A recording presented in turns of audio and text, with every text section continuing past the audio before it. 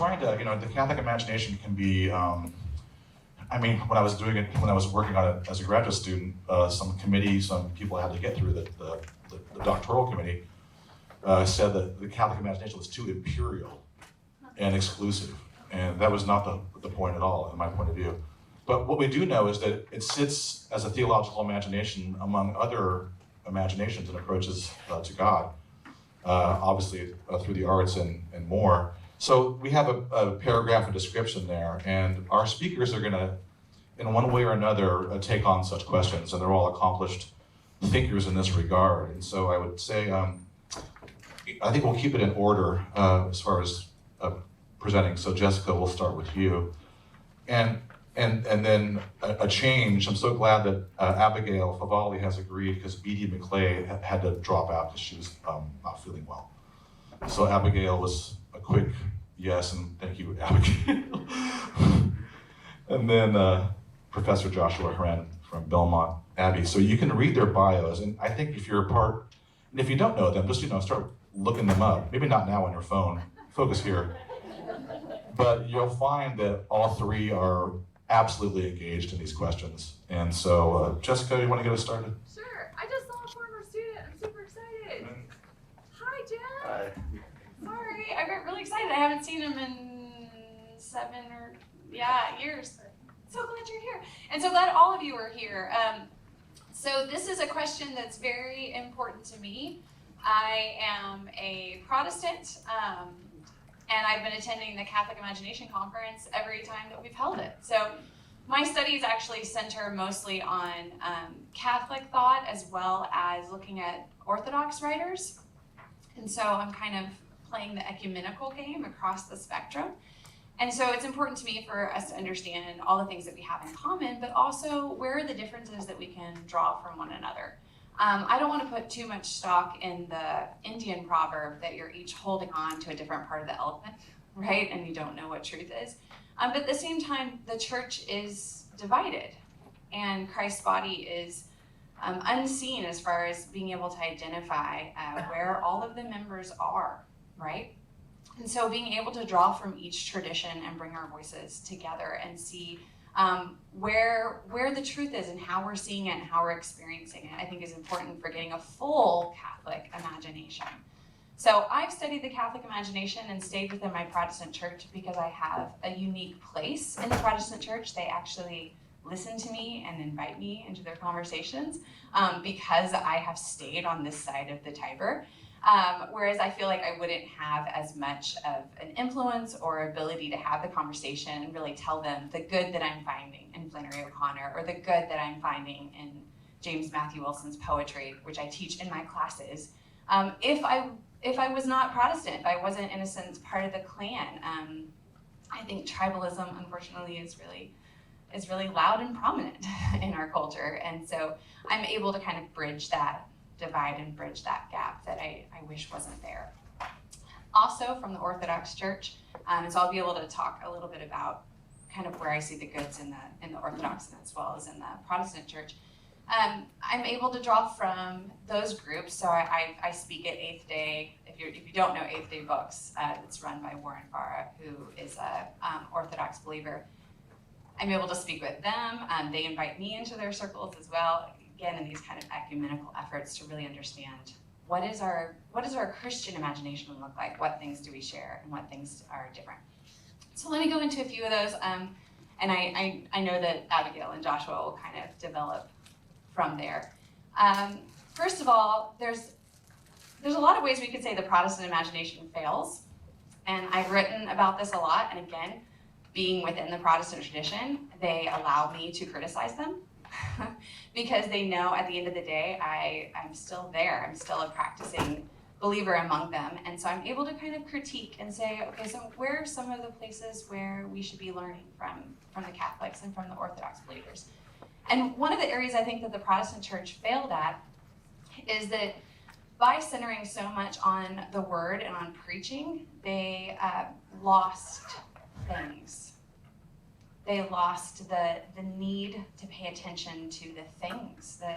The sacraments are present in our concrete particular reality, and they don't have that vision or that understanding in their practices.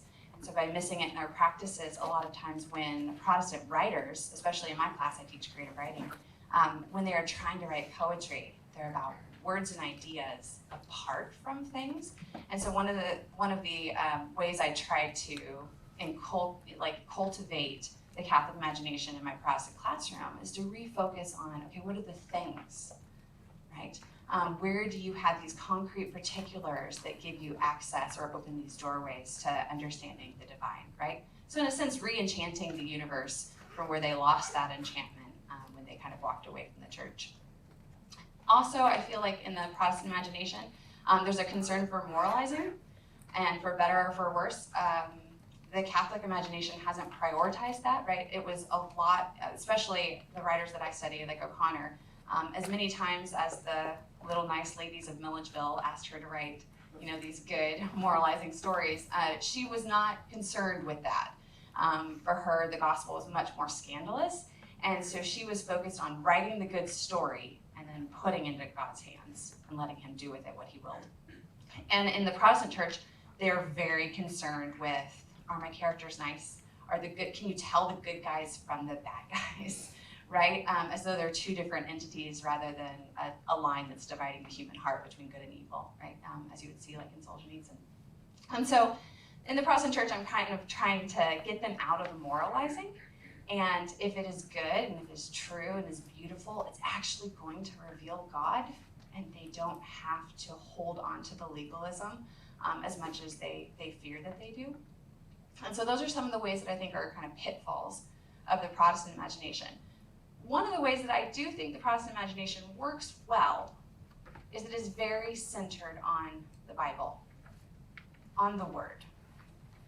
Protestants are uncomfortable saying things like sacramental imagination or incarnational imagination. They're very comfortable saying a biblical imagination, right? It's actually one of the ways I try to teach Flannery O'Connor to my Protestant students is I say, she's rewriting the Bible's stories in a way that defamiliarizes them to you and then re-familiarizes you with them. And so she's in a sense writing these glosses on biblical stories. And so we look at O'Connor's work through biblical lenses, which makes them more comfortable with what she's doing, right? And then of course from there, I try to introduce these ideas of incarnational imagination and what that could mean. But starting at a place of biblical imagination. So in Protestant writers that do this very well, so Marilyn Robinson comes to mind for most people because she has characters that are centered on biblical imagination, right? And they're actually, in some sense, when you look at Gilead, it is letters being written. It is, in a sense, a more didactic form. Of course, she changes that, subverts it by paying attention to things and drawing people to look closely at the particularities in the world. But the very form itself, by being written in this letter, allows her that kind of pulpit stance that's comfortable for Protestants, to be hearing a message, right? So in some sense, there's some goods there that can be drawn from being able to focus once again on the biblical imagination. I heard David Lyle Jeffrey wrote this book called Scripture and the Poetic Imagination in the English tradition. If you don't know David Lyle Jeffrey, he's probably like my hero when it comes to Protestant scholarship on literary and biblical imaginations. And he looked at the comparison between Chaucer and Dante. And I think this is probably a great comparison to look at the difference between what could be, even though Chaucer, of course, wasn't Protestant, but what looks more like a biblical imagination compared to a sacramental imagination. Chaucer's stories do that same kind of glossing effect on the Bible story. So one last draw is the Orthodox imagination, and then I'll kind of pass it on to Abigail. So if we look at the Protestants as biblical and we look at the Catholic as more sacramental or incarnational imagination, what we have to gain from the Orthodox imagination is looking at a Trinitarian focus and a cosmic focus. So in the Orthodox imagination, they are not going to just focus only on the person of Jesus to draw from the incarnation. They would see it more as the Trinity is always at work, and they don't like to separate as often the three beings in the Trinity. And so for them, it's constantly looking at like the communal identity of God at work. The second part, this keeps going off, I'm sorry. The second part is the cosmic reality. So whereas sometimes we think about what's happening in our Christian faith as like a goal or an end to be reached, right? Sanctification as this process and telos. For the Orthodox Church, there's the ever-present eternal moment that you're trying to access and see. And so all of their writing is in a sense iconographic. Artists are trying to open the window so that you can actually see what God is doing currently. Should I stop and yell? I don't know. Camera, you'll be okay without the microphone or no? It'd be great to keep using the microphone, yeah, even if it, is the battery dying on it, or? You're asking me questions that are out of my wheelhouse. Okay. Yeah. Okay. So just the final wrap up, I don't even know. Okay.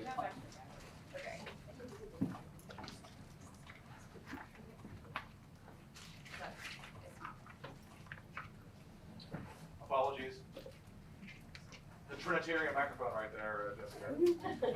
Still in and out again, or? Okay, well, this is just one last point, and then I'll pass it to Abigail, and she can kind of brave the microphone territory.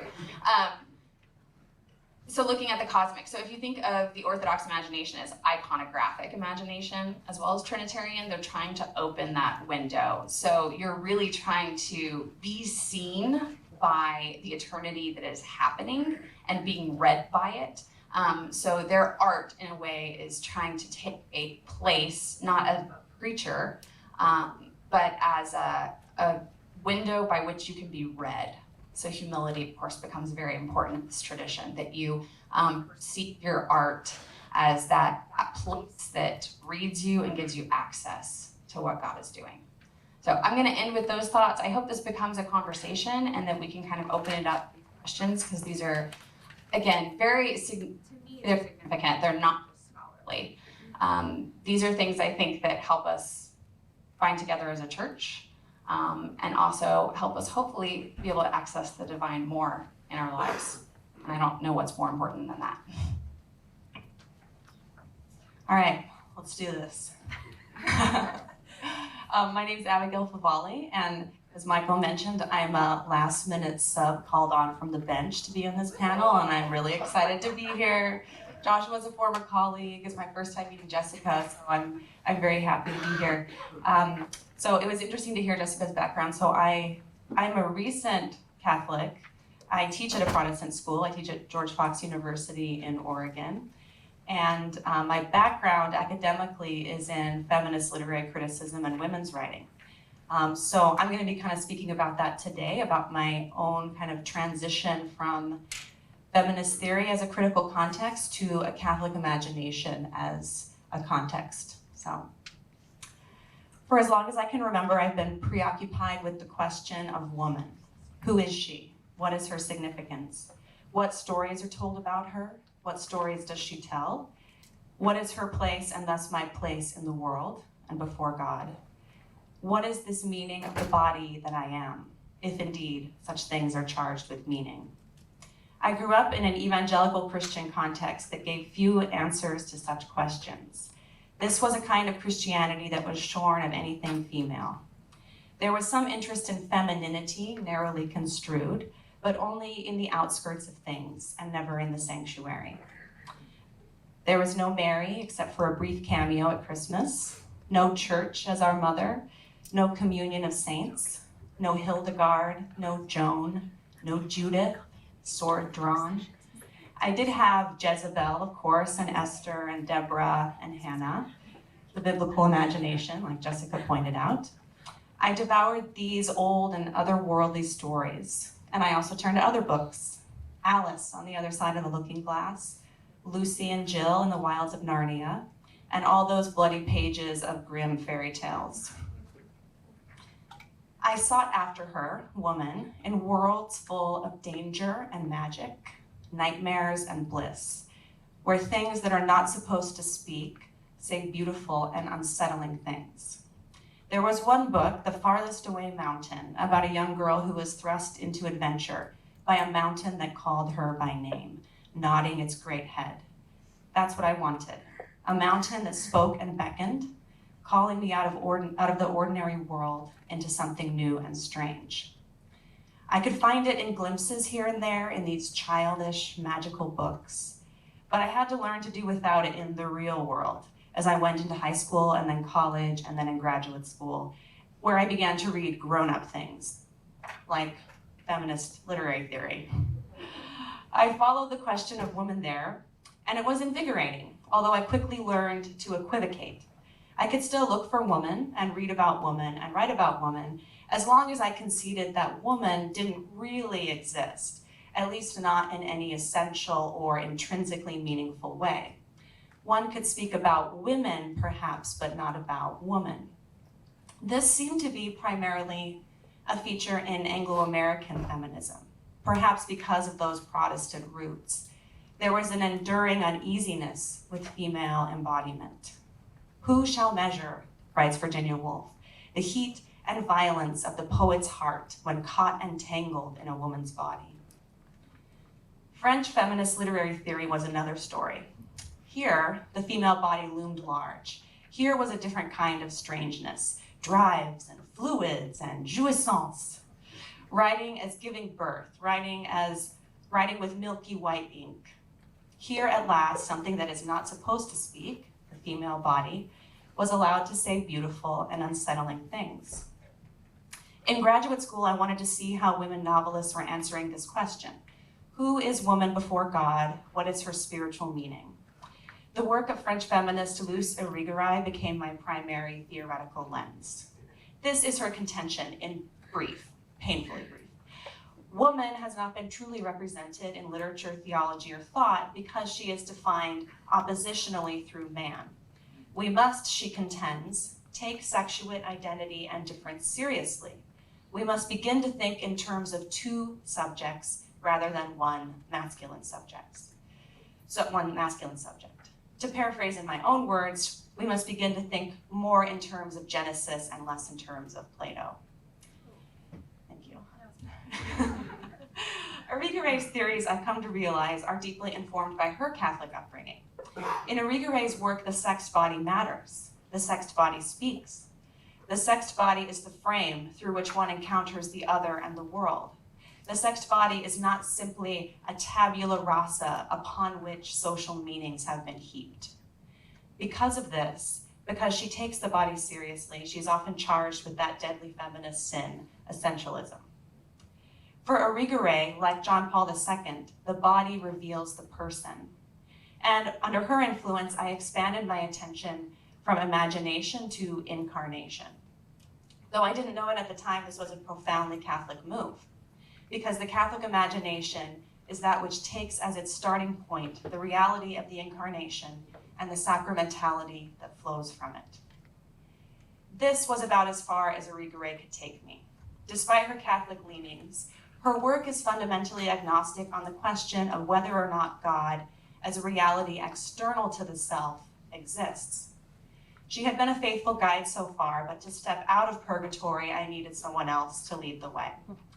The female body speaks for Irigaray, yes, but she only speaks her own language and not the language of God. Eventually, two new guides came to my aid, two Catholic women writers, both converts like myself, Gertrude von Lefort and Sigrid Undset.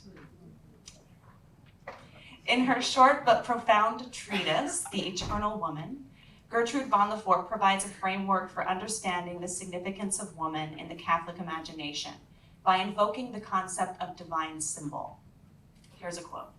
Symbols, she writes, are signs or images through which ultimate metaphysical realities and modes of being are apprehended, not in an abstract manner, but by way of a likeness. Symbols are therefore the language of an invisible reality becoming articulate in the realm of the visible. This concept of the symbol springs from a conviction that in all beings and things, there is an intelligent order that through these very beings and things reveals itself as a divine order by means of the language of its symbols. End quote. Through the rest of the book, Von Lefort describes the three symbolic dimensions of woman: virgin, bride, and mother. This embodied symbolism is not determined by factual circumstances. Each woman is simultaneously, regardless of her state or stage in life, a virgin, a mother, and a bride. The individual carrier, it's almost like a disease, but it's not, it's actually way cooler. The individual carrier, writes Von Lefort, has an obligation toward his symbols, which remain above and beyond him.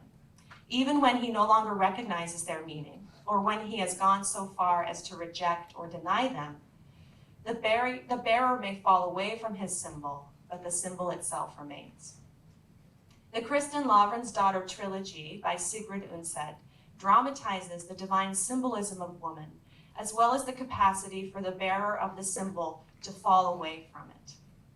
In Undset's fiction, both of these dimensions are expressed and intertwined: the sacramental proclamations of our bodies and the world, as well as the havoc wrought by our wayward wills. The trilogy calls attention to women's symbolic meaning by tracing all stages of Kristin's life: virgin, bride, wife, mother. The physical and emotional intensities of each stage are depicted viscerally. I have never seen the bodily life of a woman break into language so clearly. The erotic longing of passionate love, the harrowing hyper-reality of childbirth, the pain and urgency of engorged, lactating breasts. There are moments when the facticity of her body becomes a mirror of divine things, like when Kristin is on a penitential pilgrimage, and her infant son's, quote, little mouth at her breast warmed her heart so well, it was like soft wax, easy for heavenly love to shape. And it is this heavenly love that is most real, reflected dimly in the earthly loves that preoccupy Kristin's mind and heart. Undset describes this mirroring between heaven and earth midway through the trilogy, when Kristin's brother-in-law, Gunnulf, admonishes her. You cannot settle for anything less than the love that is between God and the soul, he says. All other love is merely a reflection of the heavens and the puddles of a muddy road. But if you always remember that it's a reflection of the light from that other home, then you will rejoice at its beauty and take good care that you do not destroy it by churning up the mire at the bottom. This love, this fertile, fruit-bearing love between the creature and her creator, is the essence of woman's symbolic meaning. In the last moments of her life, the earthly meanings of Kristin as virgin, bride, and mother have been stripped away. She's bid goodbye to her grown children, many of whom have died in the plague, and she is on her deathbed, giving away her wedding ring to ensure that masses will be said for a dead woman. It is in these final sacrificial acts, saving an orphan boy from a desperate mob and carrying his dead mother's body to consecrated ground, that the depth of Kristin's spiritual motherhood is revealed. In these moments, Kristin actualizes her symbolic meaning, becoming a maternal woman in a spiritual sense, as described by Von Lefort, a woman who does not remain the mother of only her own children, but turns especially to the helpless, lovingly and helpfully inclining to every small and weak thing upon the earth. And Kristin is now truly a bride, giving herself over in her last clear thought before death to a divine love that is stronger than death. Quote, it seemed to her a mystery that she could not comprehend, but she was certain that God had held her firmly in a pact which had been made over her, without her knowing it, from a love that had been poured over her. And in spite of her willfulness, in spite of her melancholy earthbound heart, some of that love had stayed inside her and had worked on her like the sun on the earth, had driven forth a crop that neither the fiercest fire of passion nor its stormiest anger could destroy. This is the far more interesting story. Not a woman at war with the powers of man, but a woman at war with her own soul. This is also the central drama of Von Lefort's own novel, The Song of the Scaffold, about a group of Carmelite nuns who were executed during the French Revolution. Toward the end of the novel, Sister Marie of the Incarnation begs to be allowed to die with her sisters, but she must resign herself to a different kind of martyrdom, being the lone survivor. As she considers the silence of Mary at the cross, she's able to accept that fate, and in that moment, her face becomes a mirror of her namesake. quote, her resistance broke. Her face first showed that peculiar expression in which one could suddenly see how she must have looked as a child. It was as if an early, most lovely and delicate painting had become visible under some splendid Baroque restoration.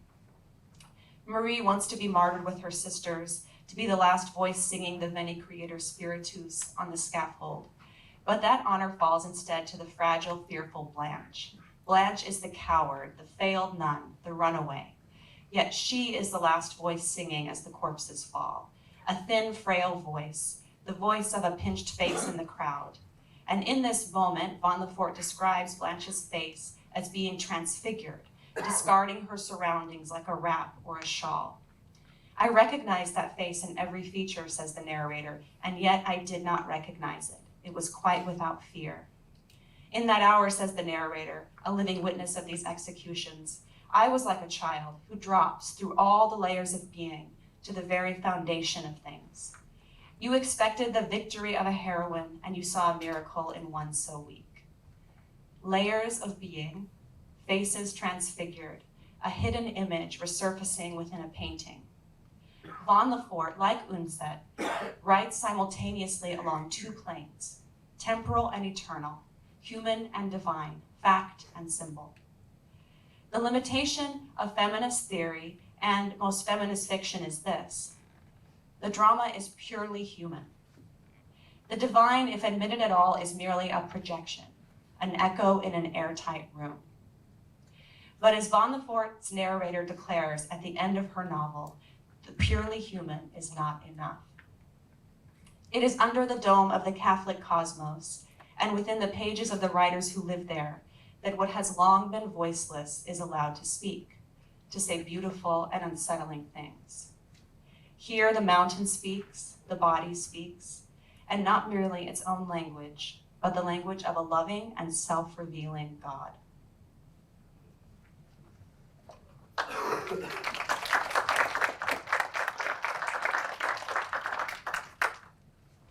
Just want to say how grateful I am to be on this panel with two friends. It's really a delight. My name is Dr. Joshua Hren, and this talk is mainly going to focus on the Christic imagination as opposed to the Catholic imagination, and I don't mean to suggest that those two are mutually exclusive, just that I'm kind of focusing on a subset of the Catholic imagination, you could say. Maybe the imagination, insofar as it is Christic, seeks to save. It incarnates human nature as having its final cause not in the protagonist maturation or self-actualization, but in salvation. Maybe the imagination, insofar as it is Christic, has a knowledge that evil, in Flannery's words, is not simply a problem to be solved, but a mystery to be endured. Osip Mandelstam, in an essay, The End of the Novel, suggests that modern fiction has its origins in a secular response to both the religious lives and biographies of the saints and the moralizing sketch, a transformation that included a shift from biography to greater emphasis on narrative and plot, and psychological motivation as a preoccupation. This shift inward into the psyches of the protagonist typically teaches us to look down, to look within, into her tangled motivations, measuring them, as Evelyn Witz would have it, against the ultimately unknowable depths of that same human interiority. So measuring our interior against an unknowable interior is the sort of development of the novel, one way of reading it. Contrast this to the narratives of the saints, where the deepest mysteries are not within the self, but either through the self into something that is deeper than the self, within the self, as Augustine would have it, or up outside of us in the equally mysterious workings and will of God, all of which constantly affects individuals. A transcendence by God interferes and takes precedence over human intentions and acts in these hagiographical lives of the saints. In much modern literature, Witz argues, the reader has been lulled into forgetting that the literary character is necessarily overpowered by transcendent forces, is necessarily a creature made by an author. Whereas the lives of the saints, again, consistently remind us that its personages, however powerful and impressive, however ardent and successful in the pursuit of their desires, are set in a reality that transcends and overarches them. The Christic literary imagination absorbs the action of grace that is taken for granted in the lives of the saints and crafts it into a form that has historically shed or demystified that same transcendent. And to do this in a manner that makes the sacred's permeation not only palatable, but arrestingly persuasive. In Dostoevsky, we witness a profound and sometimes strained synthesis of outright hagiography, writing lives of the saints into his novels, and in conjunction with the gains of the modern novel, with its increased interiority and its access to characters' consciousness and twisted motivations. This shift, this synthesis is most complete in the Brothers Karamazov. Christic fiction typically absorbs these very real gains of the form, good and evil shifting from clearly delineated hero versus villain to vice and virtue warring within a single soul. And it returns what René Girard calls the novelistic preoccupation with conversion in a broad sense, perfection of the natural virtues, alteration via epiphanies, characterological maturation, back to conversion in a Christian sense. So I'm arguing that the novel, in the Christic sense, is preoccupied with conversion. As though from the opposite antipode of the Christic imagination, Blessed John Henry Newman, almost saint, warns us against taking man for what he is not. So this is sort of the other end of the spectrum here. We should not take him, he says, for something more divine and sacred, for, quote, man regenerate. Newman insists that literature is largely a record of man in rebellion. You cannot have a sinless literature of a sinful man, he adds. Take things as they are, not as you would wish them, he counsels, with a kind of cold sobriety that sounds almost Machiavellian. Newman's proclamations upon literature are reductive, but he is right that literature, broadly taken, is in main a record of man in rebellion.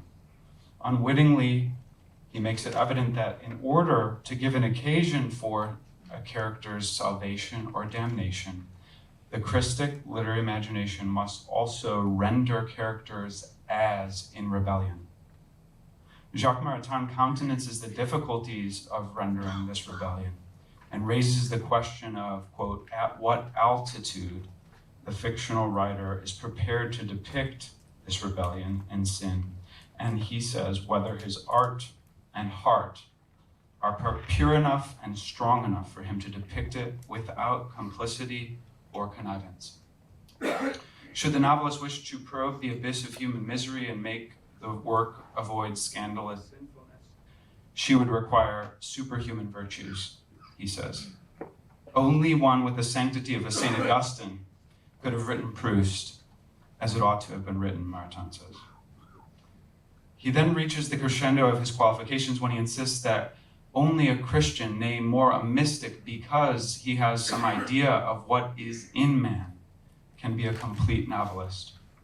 Because he has some idea of what is in man, and coming to know this is risky, for the only sources of this knowledge of what is in man are either experiential knowledge of the creature, in other words, coming to know the sin that you're writing about by committing it. Try giving that advice in a creative writing workshop. Or the gift of the Holy Spirit, which is understanding, much safer route. Newman's definition of literature keeps the literary distinct from the theological. Very hard and fast division he makes. It's a study of man, he says, not of God. But as Maritain makes clear, for the Christic imagination, the study of man, even man unregenerate, is impossible without the contemplation of God.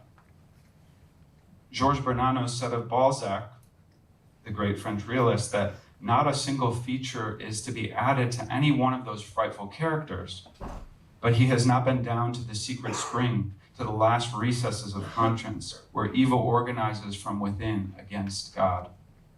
The Christic imagination enters and renders even these last recesses, employing the novelistic development of consciousness and interiority to incarnate how harrowing evil is. But Newman overstates his case when he envisions a radically incomplete record of man that lacks stories that show the effects of grace. Enter Flannery O'Connor. All my stories are about the action of grace on a character who is not very willing to support it, she says. This narration of grace's motion, as the Jesuit father William Lynch contends in Christ and Apollo, is rooted in the great fact of Christology, that Christ descended and passed through the particular in order to redeem. This movement is a model for the Christic imagination.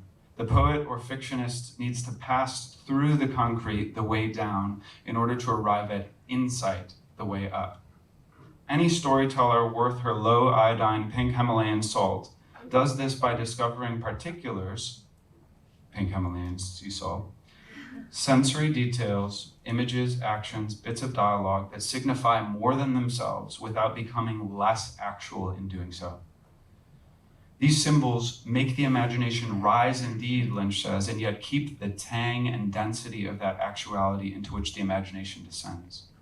Other imaginations get hellishly stuck in the passage from one particular to another, as when Proust's protagonist, quote, wished to see a person again without realizing that it was simply because the person recalled to him a hedge in blossom.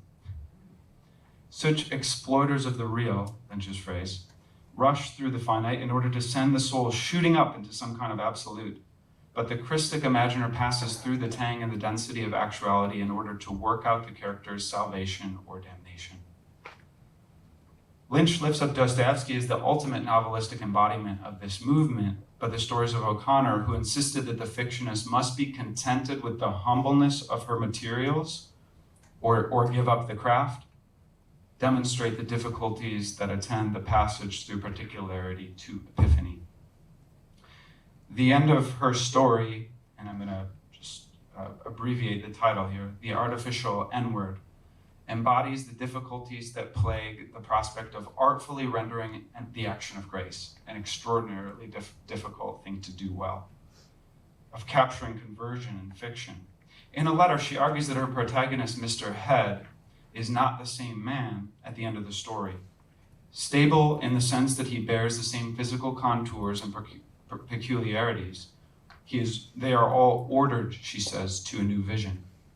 In the story itself, O'Connor waxes explicit to the point that she merely explains the effects of grace rather than narrating its effects on Mr. Head's actions.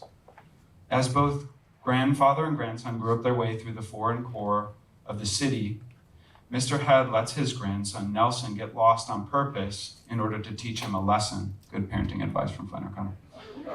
When the frantic Nelson literally runs into an elderly lady, scattering her groceries and possibly causing an injury, Mr. Head denies Nelson in front of the crowd, just like Peter. Soon thereafter, grandfather and grandson experience what Lynch calls insight when, walking along the suburban streets, they encounter, quote, an artificial Negro who, quote, was meant to look happy because his mouth was stretched up at the corners, but the chipped eye and the angle he was cocked at gave him a wild look of misery instead. O'Connor does not indicate precisely why, and this is the merit of this part of the story, but as Mr. Head and Nelson gaze upon the plaster figure as if they were faced with some great mystery, they could both feel it dissolving their differences like an action of mercy, she writes. O'Connor's attention to the singularities of the statue is superb. The chipped eye and the stretched mouth meant to smile but miserable. Still, her work evinces how hard it is to obtain the right proportion between what Lynch calls the definite, the concrete particular, in this case the statue, and the insights that we can gain from passing through them. For the Christic imaginer must be led not into the temptation of trying to, in Lynch's words, get as much as possible out of heaven, out of as little as possible of earth. In the letter pertaining to this story, O'Connor indicates that what you experience is not the grace, but an emotion caused by that. And this passage fulfills her characterization. The words feel and felt recur. However, we don't really see the feeling of mercy dramatized and made palpable and persuasive as a feeling of mercy. We are instead told that mercy operates, told that he feels mercy. We are, as it were, on the outside of Mr. Head. We are denied the effects of grace in all their concreteness, even as we are told that the character is undergoing a considerable conversion. This is directly from the story. Mr. Head had never known before what mercy felt like because he had been too good to deserve any, but he felt he knew now. And a little later, he stood very still and let the action of mercy touch him again, but this time he knew that there were no words in the world that could name it. Here, this piece pulses with the heart of the problem. There are no words in the world that can name mercy, but O'Connor does so still. Mercy, she calls it. If she were to stop here at this explicit explanation that he's experiencing mercy, telling us that he's having an epiphany, presencing it to us with only abstraction, the story would be considerably weakened. But then we witness the effects of the mercy on Mr. Head's thoughts, which is, of course, apropos given his name, Mr. Head. Come on, track with me. He understood that it grew out of agony, O'Connor writes, which is not denied to any man and which is given in strange ways to children. He understood it was all a man could carry into death to give his maker, and he suddenly burned with shame that he had so little of it to take with him. He stood appalled, judging himself with the thoroughness of God, while the action of mercy covered his pride like a flame and consumed it. O'Connor, again, does quite a bit of explaining here, you could say, even if we get a touch of the imagery. But again, it's appropriate given the nature of the character. If grace is going to act upon Mr. Head, it's going to be upon his head. Oh, he had never thought of himself as a great sinner before, the story goes on, but he saw now that this true depravity had been hidden from him, lest it cause him to despair. O'Connor considers Mr. Head as ordered to a new vision, a vision that includes his and humankind's history of depravity, but finishes it with forgiveness. He realized that he was forgiven for the sins from the beginning of time when he had conceived in his own heart the sin of Adam until the present, when he had denied poor Nelson. O'Connor considers part of the difficulty of dramatizing grace is that you write for an audience who doesn't know what grace is and don't recognize it when they see it. Her solution in this story is to name mercy as mercy and to show that one of the effects of mercy is that a man can name sin as sin. The question remains, Mr. Head's insights, like those of Alyosha and the brothers Karamazov, comes through his encounter with the stinking corpse of his spiritual mentor, here coming through the utterly concrete of the statue that gave a wild look of misery. Does O'Connor, though, try to milk as much as possible of heaven out of as little as possible of earth, would be one of the questions we can consider. Last point here. The Christic imagination doesn't always capture deprivation as a counterpoint to its dramatization of conversion, of course. At times, the Christic imagination makes the absence of Christ in various characters' lives felt as an absence. In the sense that O'Connor meant when she said that while the South is hardly Christ-centered, it is most certainly Christ-haunted. Ghosts can be very fierce and instructive, she says. They cast strange shadows. Consider Evelyn Waugh's Love Among the Ruins, where Miles Plastic, who does clerical work for the essential services offered by the euthanasia department of A Future World, observes a hall porter on the eve of Santa Claus Day. And he finds him, quote, engrossed in the television, which was performing an old, obscure folk play, which past generations had performed on Santa Claus Day, and was now revived and revised as a matter of historical interest. The porter's interest, Miles Plastics supposes, is professional, for the show, quote, dealt with maternity services before the days of welfare. That's even a lot right there. The porter cannot glance away from the strange spectacle of an ox and an ass, an old man with a lantern and a young mother. People here are always complaining, the porter says. They ought to realize what things were like before. The nativity, the nascence of that great fact of Christology, that Christ descended and passed through the particular in order to redeem, ghosts through the blue television screen light. And the characters are quite chillingly not haunted by it, which in turn haunts the reader, as the novella has shown a world wherein the story of Christ becomes museum-like, sanitized, and shrunken. The great demystification of Christ's particularity and transcendence assumes an utterly concrete shape in this moment, so quickly passing among love among the ruins.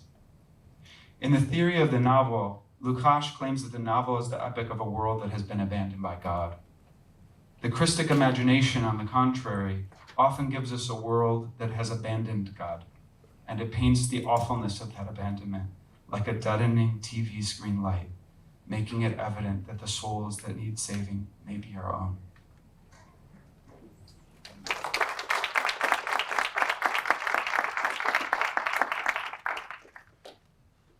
Thank you to our three panelists, Professor Wilson, Professor Favale, Professor Hren. And we have ample time for responses, so we've questions or comments, critiques, if you want to push back, it's open season. So I don't think, we'll leave the mic up here, where hopefully our viewers at home can infer what we're. Or repeat the question. Yeah, great, thanks. So anybody, what's working in your heart, your mind, about what you just heard?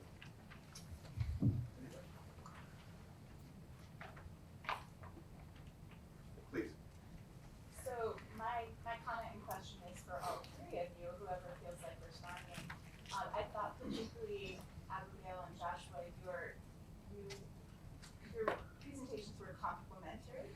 And I was thinking about the abundance of grace and divine presence and the feminine embodiment that Abigail was talking about, and then the absence, sort of the scarcity of grace and presence in Joshua, your presentation. And I was thinking about how that represents paradoxically this war against itself in the Catholic imagination between the abundance and scarcity. And so I wondered if you had a comment on that, but I was thinking for Jessica, from adopting the Protestant gaze, and thinking about how the Catholic imagination appears from the Protestant gaze, there's something terrifying about both of those things, both the abundance and the scarcity. So I wondered if either of you had a comment about that.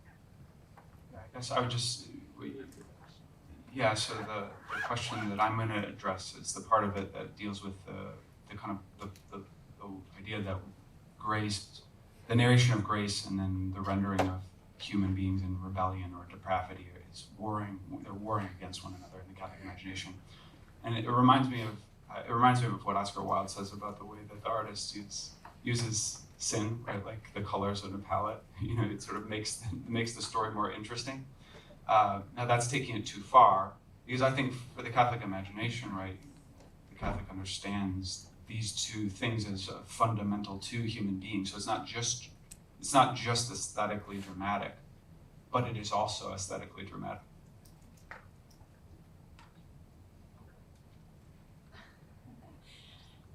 So discussing absence and absence and scarcity, absence and abundance.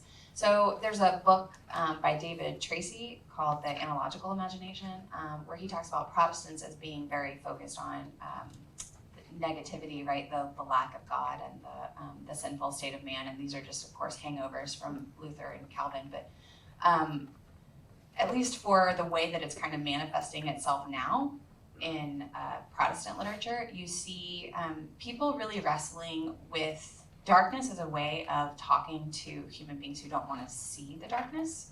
So in our current culture, we do a lot of self-uplift, and we do a lot of self-improvement. You do you, you be you, right? Seeing ourselves in a mirror and having pride is no longer a vice, right?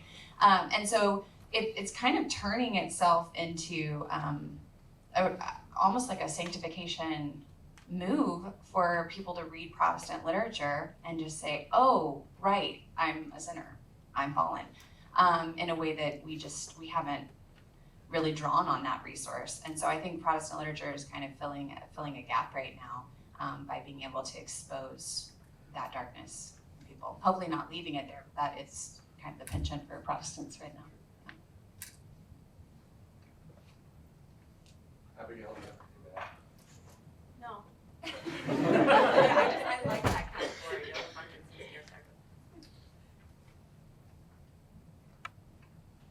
certainly. I wonder if Abigail or Jessica, if either of you have read Lewis's Till We Have Faces. And I'm wondering, considering that its poor reception among Protestants in terms of his overt, wondering whether you think he might be leaning more toward a Catholic imagination than a Protestant one. And then Abigail, would the character of Orwell fit within your Catholic feminist imaginative perspective? So I'll speak first on Till We Have Faces, as whether it's a Protestant or a Catholic work. So I wrote a piece just this week for the Church Life Journal about the Protestant imagination needs the Catholic imagination. And it's kind of a twist because I think that, of course, we need each other. But when you look at Lewis, he's a prime example of being surrounded by Catholics and drawing on those resources. He's also a medievalist, so he's drawing on the Catholic imagination from that background. And so when you see something like Till We Have Faces, what he's really doing is very Catholic, right? And I don't think it's a difficulty for Protestants though, because it's more like a inspiration or insight that they haven't seen before. And then again, Lewis being a trusted resource, it allows this access point to, wow, look at how powerful this truth is from a voice that you recognize and that you trust. Sure. Yeah, I would echo that, and I do think that C.S. Lewis tips into the Catholic imagination side fairly frequently, and that particular work is a very good example. And I can think of others, and even some of the nonfiction stuff that he's written about the symbolic dimension of gender, I think is very deeply Catholic. And it might be because of that medievalist being smuggled in through the back door a bit, because that certainly helps. And I'm not sure about the specific character about Orwell because I haven't read it recently enough. Okay. But sounds plausible. Sounds. Sir. Yeah, I'm mostly going back to the story of the artificial Negro, which I recently kind of listened to by chance. I was listening to Fanny O'Connor, and I couldn't really get that much out of her. I felt like I had to work really hard to get to the Christic things, and don't hate me, but anyway. on the other side, yeah. But I always pay attention to the images and then how they get into an insight, like how we have an Aristotelian reading of that. And that particular story I really love. And I think that if you go a little bit back from the point in which you were mentioning, to the whole arc of how basically Hren feels like he has lost Nelson completely. So he goes into this deep despair. There's no way coming back from there. And then this just little event that happens there creates this completely different outcome, you know. So in itself, you know, it kind of guides you into what this grace thing or mercy is. It's just one little thing that happens, but suddenly all this pool of despair, you know, gets saved, you know. Yeah. So on one hand, I think that there's that reading that is much more, it's guiding you towards that image. But what I felt about that story is you kind of told me later all those reflections about mercy and grace and what that means. You have passed through me like all the other stories that I have read, you know, okay, it's a nice story, I really like that, at least this one ends nicely, all the other ones are terrible, you know. But I think that my question would be, in this case it seems that if she actually mentions the elements, in my case at least it worked much better as making me think and experience all this Yeah. I mean, well, I think I'll Are you sure? yeah, and I'll pick that up. Okay. I love the story. And so I couldn't help just kind of jumping into talking about Flannery. So what's fascinating about the story is that she really is imitating not only the Gospels, but imitating Dante. So one of the things you mentioned, whereas the story makes you like, oh, that's a great story, and then you move on. It's kind of like when the disciples listens to the parables, and they're like, that's cool. What does that mean? And then they need Jesus to actually tell them what it means. And so Jesus is training them how to read figuratively. And it's the same with O'Connor. Her work in some sense demands the letters that she wrote, right? In some ways it does, because she tells you what is essentially a parable about truth. And then you have to pay attention and reread it. It doesn't allow you to read it once and know what's happening. And so she really is trying to train her readers in some sense to get beyond the literal plane. One of the things that's unique about this story, and I'm so glad that Joshua was talking about it, is that the Dantean vision that she has affects the story in two ways. One, O'Connor's work never gets to paradise. It only gets to purgatory. So she's always trying to bring people from inferno, recognizing that you're the worst of sinners, into purgatory, but there's a way up. That's where her work is always guided. So it's a purgatorial, not a paradisal vision. I think that's important to remember. The second way that it's Dantean is that she's trying to train readers to re-see through the eyes of her characters. So Mr. Head at the beginning of the story, right, he does that weigh machine, but it's not actually about weight. It gives you like an assessment of your character. And the assessment of his, it gives you your weight as well, right? But then it gives you an assessment of your character, and he can't see that it's him. Like the reading that he gets is right on point for who he is, but when he reads it, he's like, that's not me at all. So you get this understanding that he can't see himself. He also doesn't see his image in Nelson, who is a direct reflection of him, right? So you get this sense of lost or blindness with his character that's very Dantean until they look at another and at another's suffering. And O'Connor said that that statue that's eating watermelon, this is for her a symbol of the suffering that the white people caused to African Americans. And so by looking at this, what's essentially a suffering servant, it becomes an icon by which Mr. Head is actually read by it. And so he sees himself through those eyes, and he sees his complicity and his guilt. And feeling that complicity and guilt makes him re-see himself and re-see Nelson in a way that he hadn't before. And so I think O'Connor is, again, imitating the greats when it comes to imitating Jesus, imitating Dante, really trying to give us that new vision and that new way of reading. Just some brief additional thoughts. I think that recently I taught Henry James' story, The Beast in the Jungle, and this is a story it's a novella really. It's 30 pages, depending on which edition you have, it might be 70. And I would say that about 2 or 3 of those pages take us into kind of concrete, sensory, definite details, right? And the rest of it is just this character kind of continuously extracting all this insight that may or may not be insight, or this sort of exercise of their consciousness upon these very rare, definite scenes. And then have sort of on the other end of the spectrum, someone like Chekhov, who I think embodies this kind of incarnate nature of storytelling, in a way that rivals O'Connor, and in some of his stories actually even surpasses her, in the sense of his never letting a character have an epiphany or an insight that is disproportionate to the sensory things that they're in touch with, right? Even as right at the end of Rothschild's Fiddle, Bronzy, the protagonist, is mournfully playing his fiddle, and he's thinking for the first time about his own misery, but literally there's like one sentence of him thinking about his misery in proportion to one sentence about him playing his fiddle. Does that make sense? So there's always this kind of real rootedness in the concrete.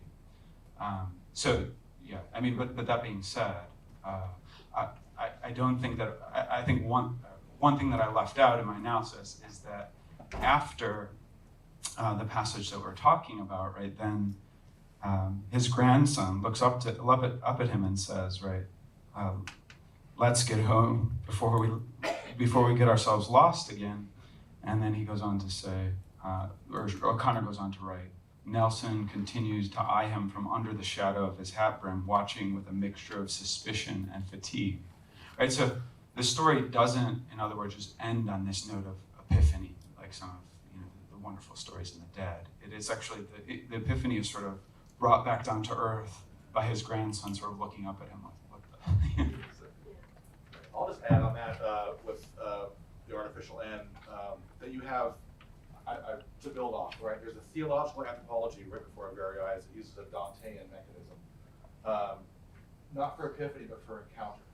And so you have a trip from home into Atlanta and all the liminal spaces they have to go through, the Dantean trajectory to get deeper and deeper into this confrontation and out of your head, right, into your whole self.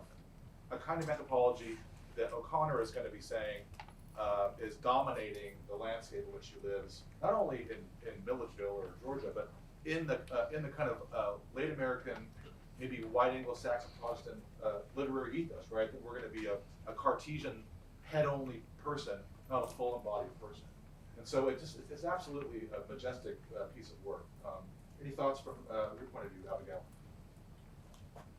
Well, as I was listening to your, I guess to both of your presentations, I kept thinking about this idea of getting as little as possible, no, as much as possible of heaven in as little amount of earth as possible. Or I'm like butchering that quote, but you know, because it was making me reflect on some of the works I talked about and how I think one of the weaknesses of Bon Laforte's fiction is that she maybe tends to flip it a little bit.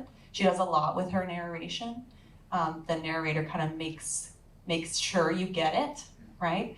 And I think that's one of the strengths of Unset. I quoted a couple of places where it does become explicit, but through the vast majority of that, like 1,000-page work, it's much more implicit and it's interwoven in the particularity of the life of this woman in medieval Norway. So I think that's more effective. And so I find that to be, I like that idea, and I think it shows what O'Connor does well, although, circling back to your comment, then that also makes it more difficult for the reader in a sense, right? If you're not necessarily getting hit over the head with it, there's a way in which you have to work yourself to get at it. You have to enlist with her, right? Yeah.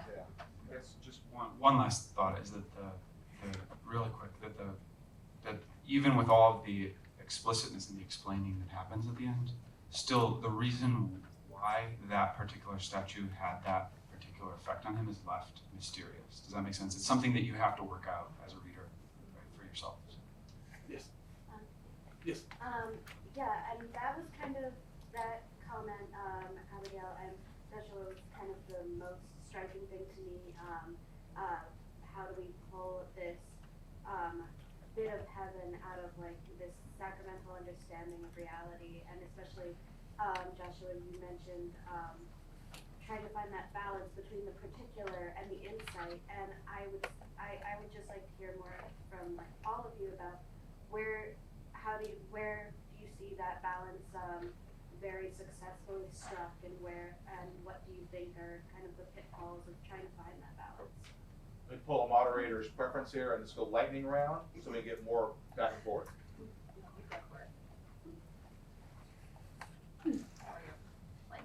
So you're saying where are sort of exceptionally strong like embodiments of this? Yeah. I mean, I think that in pretty much every one other of O'Connor's stories, I'm sort of picking on this one because it's an exception to the rule. So, but yeah, I'll just leave it at that. So this is one of the places that you might be able to find it contemporary. Yeah. This is Joshua's collection of short stories, and I have read all of these, and these are fantastic. So if you want to see someone who's actually on the path to live out what he's preaching, I'm gonna recommend his book. Joshua, good. Yeah. Yes. I enjoyed all of this. It's very delightful. Thank you, the whole panel. But my question, especially for Abigail, is your talk really resonated with me, and I'm looking forward to your reading your memoir. Maybe you talk more about this, but I was wondering what sort of more contemporary women writers in your own reading, your teaching, your critical analysis. Who are some of the writers, sort of more, and really the whole panel too, but who inspire you and get at, to speak beautiful and unsettling things? That's a great question, and in some ways I'm a little bit at a disadvantage here because I'm a pretty recent convert, and so much of all my focus in graduate school when I was really focusing on women's writing, it was contemporary women's fiction, but it wasn't so much writers, always that I would call being in the Catholic imagination, because that wasn't really on my radar at the time. I do think there's an interesting Scottish writer named A.L. Kennedy, who I wrote on in my scholarly book, and I wouldn't call her a Catholic imagination, but I think she gets at some of these, especially the workings of grace in fallenness. And so she's one that I would say, and this is going back probably further than you want to, but Muriel Spark is another one. So I'm actually in this stage of discovery myself. So I'm just discovering that, oh wow, Catholic women writers are a thing. And so for me, when I do on the academic side of thing, it has been more early 20th century or mid 20th century work. So I'm also on the lookout for more contemporary women writers who write in the kind of Catholic imagination mode. Okay. So Oh yeah. writer, marvelous. Yeah. And, I have Gail one. Godwin. Yeah. Gail Yeah. Godwin. Other names from the crowd? Gail Godwin. Well, there's also a lot of women poets that are writing some pretty amazing, unsettling things, and so that's where my mind naturally goes, is a lot of sort of women poets, so like Lucy Shaw. I love Mary Carr, I'll say. So, especially her memoir, Lit. Mary Gordon. Okay. Can I mention one more theologian? So this is a Protestant, but what she does is beautiful. Natalie Carnes. If you haven't read Image and Presence, it's amazing. It talked about scandalizing and inspiring. So her new book is awesome, and she has a book coming out, a memoir that is called Motherhood, and it's looking at Augustine's confession from the perspective of a mom. So Monica Cully Brown, who's here at the conference, she's a powerful young voice and a recent convert as well. Yes, sir. So Flannery shouted for deaf people. Does the Catholic imagination have to do that today? Is it the only mode of expressing Catholic imagination, or what's most effective now? Yeah, I think you're kind of referencing Greg Wolf's kind of whisper piece from a couple of years ago. Is that, if I'm hearing you right? Oh. Yeah. So there's a piece by Greg Wolf that sort of addresses the exact question that you're raising, and I think he raises really crucial questions, right? His sort of argument is that, right, that was okay for Flannery's time because she was up against these sort of dominant narratives of Marxism, secularization, etc. And now we need to whisper. I think that whispering is. I think it doesn't. It never needs to be an either or, because then we're sort of reducing what good fiction does to historicism, right? So it's like, well, that's no longer possible because we live in 2021 or 2019 or whatever, whereas it was possible in 1950. Obviously, every good poet and fictionist is in part working rhetorically and understanding their audience. But I think Woolf overstates the case that like there was some sort of, greater dominant narrative that was grating away against Christianity in Flannery O'Connor's time than there is now. And I think, oftentimes the whispering is so quiet that it just you can't hear the sacral at all. So I'm not saying that you ought not to do it, but again, in both cases, it's extraordinarily difficult as an artist to imagine doing one or the other, right? Whispering and shouting, both extremely demanding. if I can just jump onto that. So, I mean, there's lots of different strategies for approaching, especially, not necessarily even a hostile readership, but maybe a readership that's apathetic, that just thinks the Christian narrative is one among many different narratives. Comedy works extremely well, and it always has. Comedy is a great way of saying, like, here's an ought, and here's the is. Isn't that funny? Right? And kind of pointing out that there could be something better, there could be something more. So, I mean, Walker Percy, that we're gonna talk about tomorrow, like, he does that phenomenally well. And so I think it gets people off their guard to really write comedically. And what is more Catholic than a comedic that doesn't end in despair but always shows that there's hope? So the comic mode or the comedic mode, I think, is a Catholic imagination mode. I'm gonna hold you, Joshua. This is quick. I'd say Flannery would say that's a realism of distances, right? So, and then you collapse it. I want to conclude, and the crowd can shout out too. The future of the Catholic literary tradition. Even that's kind of tabled to say, what's a really theologically interesting bit of TV? We're living in a very, very golden age of TV. If you're following at home, or film, or if it's not on your radar, don't worry about it. I'm not going to trick you. But like, is there anything you've seen? You can say something you read too, but maybe something you've seen in different media besides poetry or fiction that you find theologically interesting. Josh and I read, so we're gonna. Yeah. I confess that I'm logocentric. You guys are such snobs. Okay. Well, this is the first thing that comes to mind, actually, with a conversation Joshua and I are having. I think it was with you. I don't know. Maybe it wasn't. But where. No, maybe it was with Trevor. I don't know. It was with some white guy I was talking to. Sorry.